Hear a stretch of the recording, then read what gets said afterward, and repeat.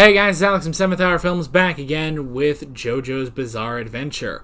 Last time on JoJo's Bizarre Adventure, we had Silver Chariot, where we met the guy Polnareff, I think it's pronounced something like that, who fought Avdol with his stand, Silver Chariot, and he fought Avdol's Magician Red, and Avdol was victorious in the end after a long and fierce battle. And they were able to take the mind bug out of Polnareff's head so that he would not be under the control of Dio.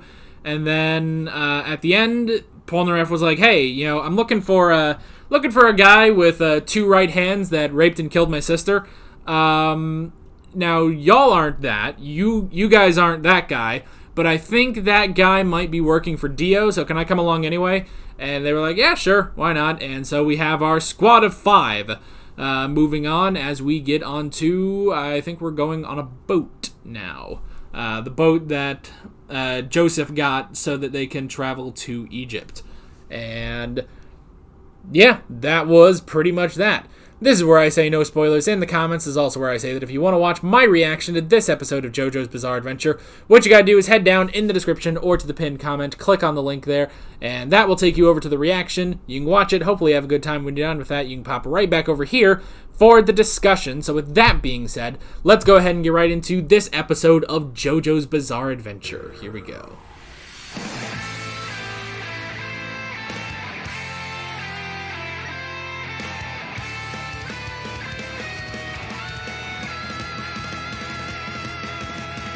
Alrighty, that's episode 6. I said it before, at the beginning of the episode. Joestars don't do well on boats. The last Joestar that was on a boat died. He died, the ship exploded, and then his body was taken over by his adopted brother.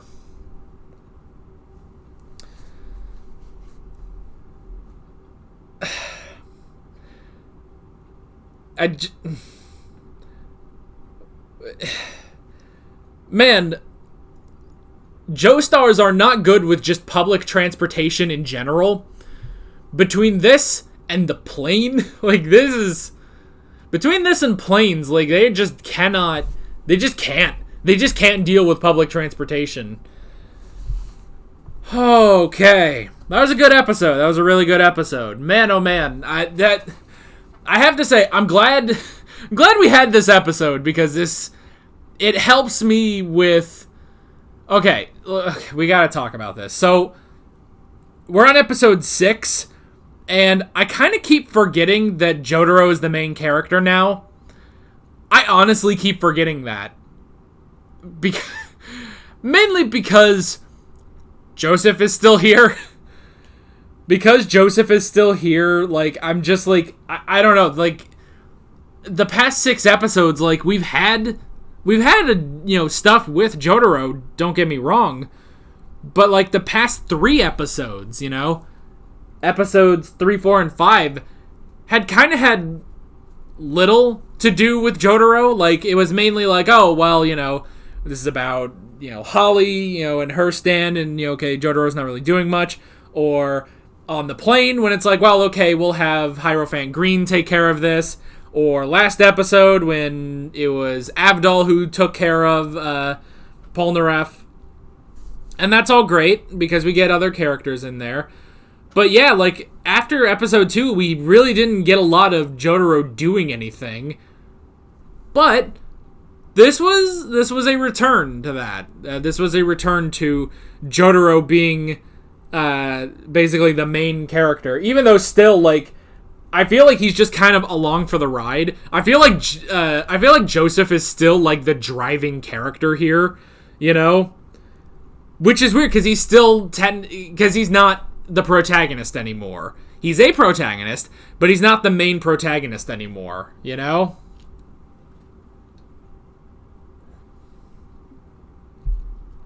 So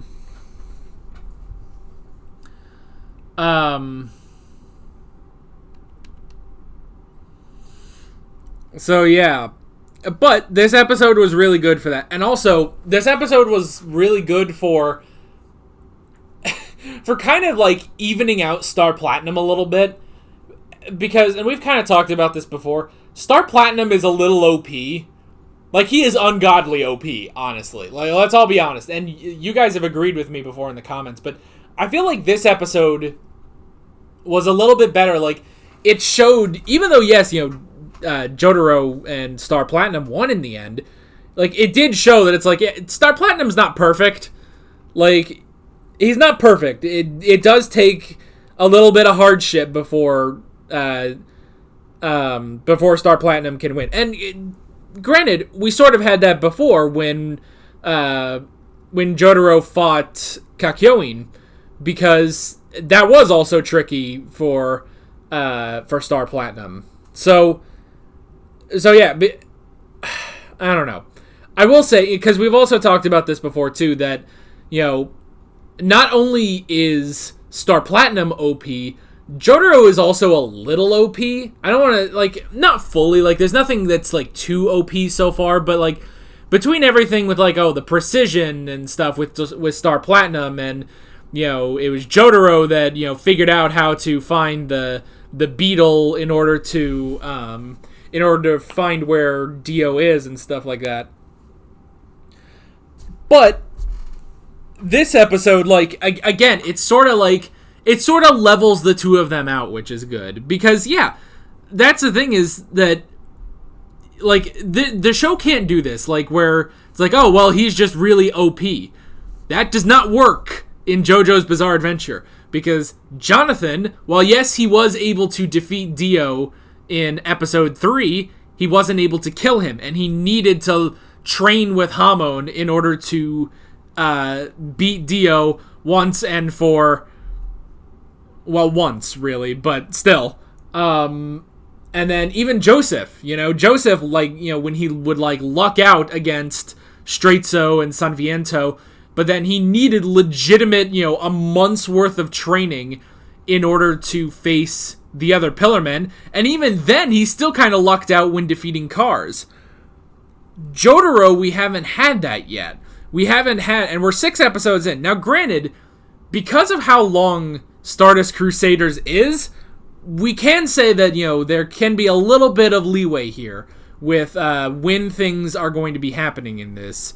Things that I now come to expect from JoJo's Bizarre Adventure with these, I guess the hero's journey, And so I still kind of expect that we will get some sort of training, We'll get some sort of training for Jotaro, so that he can actually truly master his stand.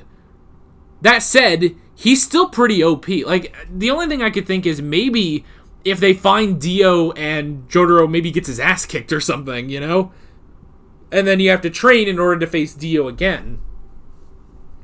Which is also very Jonathan, Jonathan, even though he didn't get his ass kicked, he did beat Dio. He still needed to train after that to face Dio again. So there is that. So I feel like this episode really, like, helped with sort of leveling out Jotaro and Star Platinum to where it's like, yes, they are strong and they are smart, and there's nothing wrong with that. Joseph was really, really strong and he was a brilliant fighter, but he still needed the training. And I feel like we could start leading into getting some training. I would love to see a training session between Jotaro and Joseph, Now, granted, we don't really know much about Joseph's stand power, Like, because all we've seen is, hitting the camera, and then we did see him actually use Hamon, but that was about it. Either Joseph or Avdol or someone, like, I would actually like to see a training session with them, And okay, I guess I kind of want a training session between Jotaro and Joseph, just because it would sort of be the training session I never got between Joseph and Jonathan, So that would be really, really cool. But yeah, I feel like this episode really did level out Jotaro and Star Platinum. They're good, they're strong, they are brilliant. They're not invincible, and that's the good thing, you know? Like, they're not OP, they're not Gareth Stews or what have you, you know? They are human, I suppose. We can go ahead and hop into the notes on this one. The first thing I wrote down was the stowaway. So, this is I can already figure it out. As soon as, like, oh, there's this stowaway kid here, and it's like, oh, so it's Poco or Smokey. It's like, I get you. It's our young friend who will join the protagonist and the gang and just kind of be there and not do a lot of things, you know, like, because the most Poco did was, like, you know, go in and open the door so that Zeppeli could face Tarukas, and Smokey was there. he did, they did say, like, he took care of Granny Arena. He took care of Arena when Speedwagon was still, like, you know, in Italy with Joseph, so yeah, I think that's what it's going to be, is that, and now we didn't get her name. We did not get her name. But yeah, it's like, this is definitely like, okay, this is the new Smokey or Poco. Now the thing is, she can't see stands because she doesn't have a stand, so she can't actually see any stands. So, you know, when Star Platinum beats the shit out of a shark, you just see a shark floating in air and just punches appear, you know? So, which I do love that. I do love the image of Star Platinum beating the shit out of a shark. Like, that is really cool. So yeah, that was pretty cool. And then we got, that was also kind of weird when, you know, Jotaro was like, all right, well, come on, let's, wait a minute, you're a girl, and it's like, what? Okay, Goku, did you, what just happened? Like, I don't like really want to get into this, but it's like, how? This girl is like, I'm gonna say 12. And, oh god, how do you even talk about this, you know? How do you even talk about this? But it's like, because she even says, you know, oh, you know, you feeling me up and stuff like that. It's like, yeah, he kind of did. But, you know, just because, you know, he confirmed that she's a girl, in the same way that Goku confirms if a person is a girl. But I just, like, it I don't know, I just, the one tap on the chest, and he's just like, oh, girl. And it's like, you got all of that from just touching a 12-year-old girl's chest? God, this is weird. You know, we should probably say maybe she's 10, or maybe a bit younger. Not because this makes this better or worse or anything, but because the fact that Jotaro is 17, I cannot believe that he is only 5 years older than this girl, you know? So, that was, that was awkward, but, yeah, that happened. We had the aquatic stand, which was pretty cool. And I like Avdol even saying, like, oh, you know, I've been studying stands my whole life, and I've never seen an aquatic stand, which is interesting. You'd think that would have happened at some point, but nope, did not happen. But it was pretty cool, you know, especially because it's like, oh, you know, there's sharks in the water and stuff like that, and it's like, and here comes a stand. And it's like, oh, okay. Also, I guess that guy was just evil, because they didn't bother to, like, look for a thing and pull it out and he joined the quest or anything. It's like, no, that guy's just fucking dead. So, like, that guy's just dead, and we really don't care. So, granted, maybe he didn't have anything to do with Dio. You know, maybe he was just a fucking guy.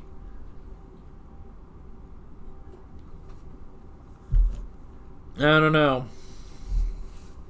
Okay. So here's something pretty cool. The bluff. Jotaro's bluff was brilliant. It was a very Joseph moment, actually. Like, this is shit Joseph would have thought of. But yeah, like, I like when he's like, you know, because first off, he's smoking, and it's like, Jotaro, you're 17, what the fuck are you doing smoking, you know? And then, you know, the guy, you know, he puts it out and stuff like that, and I like that Jotaro's like, oh, I figured out how to distinguish stand users. And it's like, really? And it's like, okay, Jotaro's just that fucking good. And he's like, oh, yeah, it's when, there's cigarette smoke, a vein appears on their nose. And they all look at their nose like, oh, even the captain. And he's like, and they're like, bro, really? Did you figure that out? And he's like, no. But he fell for that. And it's like, okay, I'll give that to you, man. Like, he didn't actually discover a way to, distinguish stand users, but he did call the captain's bluff, which was pretty cool. Or he bluffed the captain? I don't know. Ooh, that gets a little weird. Anyway. But yeah, that was brilliant. I did love that. That definitely felt like a Joseph Joestar move. So, that was really cool that Jotaro did that.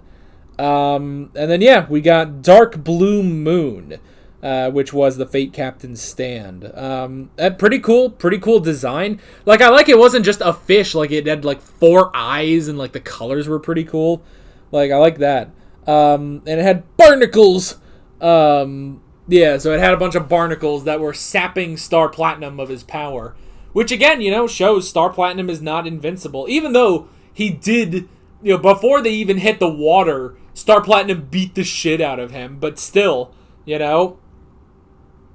still, that, like, it wasn't just, he still isn't invincible. The barnacles did affect him. So that was interesting. We had the lung capacity, which was pretty cool. It makes sense that the guy would... I figured it was because of his stand that he could, breathe underwater, but it's just that, yeah, he's trained that much. So that was pretty cool. And also I like that they show that... Okay, so they show that, they can talk through their stand, and the guy says this, but his mouth is moving, not his stand's. But then when it cuts to Jotaro, you hear Jotaro's voice, but it's coming out of Star Platinum. That was weird. Like every time, like, it cut back to the captain and he was talking, but it's like, wait, you just said you were talking through your stand, so shouldn't the stand's mouth should be moving and your mouth or your voice coming through? So that was kind of weird, but whatever. But that was really cool. So I like that. And then, we had the whole whirlpool thing, which I'm glad, they show, like, okay, well, with this whirlpool, all these scales are going through and none of them can actually go in unless they want to be shredded. So, so that created a good, barrier because, yeah, it's like, okay, there's five stand users here, and there's 5 stand users here. One of the stands is OP as shit, and there's another one who is Joseph fucking Joestar. It's like, you really think you can beat all 5 of them? Really? It's like, so I do like that he was able to actually keep them separated. That was good, Otherwise, it's like, yeah, why don't all 5 of you just jump the fuck in and beat the shit out of him, So, but yeah. And I also like Jotaro figuring out, it's like, oh, I'm just gonna go limp, and just let the whirlpool take me. And he'll be flowing along with the scale, so it's not going to... They're not actually going to hit him, at least not severely, because he's not fighting against them. And he focuses all of his energy into Star Platinum's fingers, which will go in and kill the other guy, to kill the captain. That was very interesting, and now granted, we didn't know that Star Platinum could do that, but that was still really cool, so I really did like that. And then, yeah, the ship fucking exploded. The ship exploded, which, yeah, Joestars do not go well together with public transportation, I mean, hell, down to a horse and carriage. Oh my gosh, I didn't even think about that. But yeah, even just like a horse and carriage crashes if there is a Joestar in there. That's how we ended up with Dio Brando, is because of the crash, Man, what is it with the Joestars in public transportation? They do not mix. It's hilarious. Oh boy. So yeah, so the ship exploded, and then at the end, I still don't get, it's like, okay, so they did signal for an emergency rescue ship, which is good, and then it's like, well, okay, and then a ship appears, and the girl's like, oh, everyone, look at that, and it's like, what? It's a ship. Like, okay, maybe, like, maybe it's not the ship, the rescue ship, but it's just a ship. Did I miss something? I don't know. Like, that... God damn it. I don't know. That just felt kind of weird, you know? That just felt kind of weird. Also, I just remembered that Joseph was wearing the fucking striped sailor shirt, basically, through this episode, which was funny. And I love, another thing that Joseph gets to complain about Japanese culture is that Jotaro and Kakyoin were still in their school uniforms. It's just, you know, Jotaro has clearly taken the Yugimoto approach, and it's like, yeah, this is my school uniform, but I just, you know, leave the jacket open, and it's just mine now, you know. No one will think of it as a school uniform, it's just my outfit now. Whereas Kakyoin still has it, like, all buttoned up and stuff, so... and it's like, yeah, Joseph, they can't take off their, you know, school uniforms. What are we gonna, like, we can't make more action figures. I don't know if there are any, well, I'm sure there are figures of, like, Jotaro and Star Platinum, and probably all of them, honestly, but it's like, yeah, you know, this is their, like, this is the thing about television, is that everyone wears the same clothes all the time, you know? Even happens in some live-action television, too. So yeah, I just thought that was kind of funny. Another thing for Joseph to complain about. But yeah. But that's pretty much it. Another great episode. Really enjoyed it, and I'm looking forward to see where we're going next time. Are we going to be picked up by a rescue ship and then go to Singapore? Or are we going to... I don't know. I think they're going to have to go by land, man. But even then, they're going to have to walk, because clearly public transportation is the work of Dio, because none of it... It's the work of the devil, because public transportation hates the Joestars. So, yeah. That is pretty much it. With all that being said, I'm Alex from 7th Hour Films, and I will see you guys next time. Take care.